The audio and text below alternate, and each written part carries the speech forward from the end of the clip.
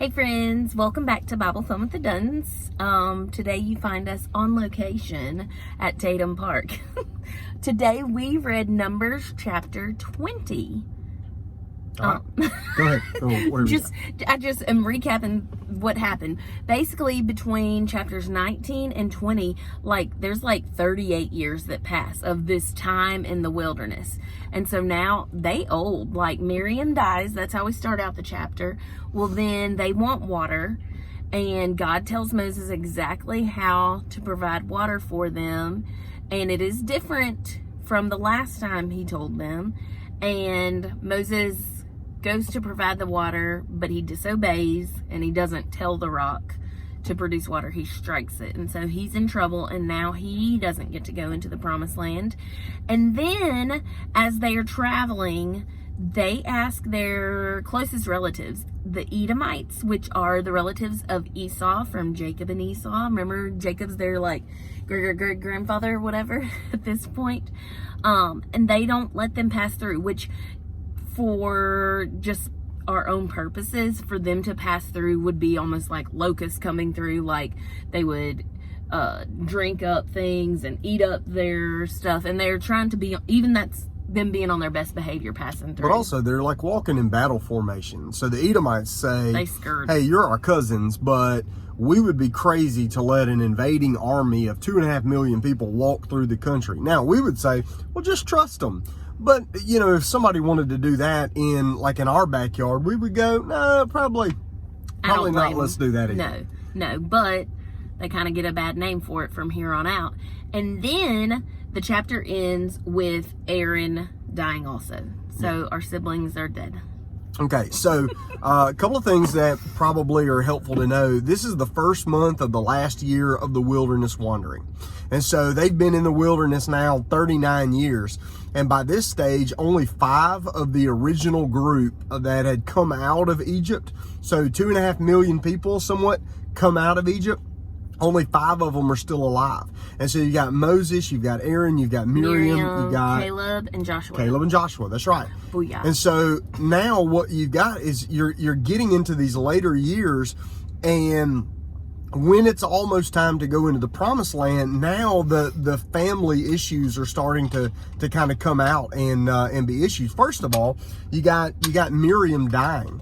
Miriam is actually a big figure in this. She saved Moses. She put him in the little ark in the where he floats down the river. She's watching.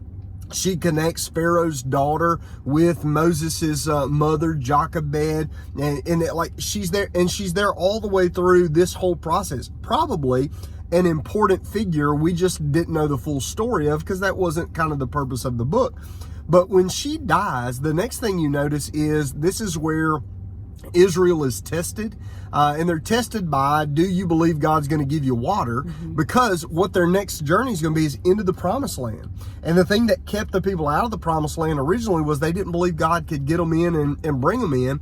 Now they're having to see, do I really trust God when the pressure's on? Miriam dies, and then these people come against Moses, mad about not being able to find water. You got to think about Moses, his mental situation. He's been leading them for 40 years in the wilderness. He's coming up on 120 years old. So he is old, he is tired. These people will not leave him alone. They are grumbling and complaining meanies. And then, at his sister's funeral, that's when all this goes on. So now when he overreacts, right? He overreacts in this moment. It's because there was a lot going on inside that he was trying to process. But actions have consequences. Then the Edomites, they're the cousins. Here's what I like about that. I don't like that the Edomites weren't nice, because I like everybody to get along.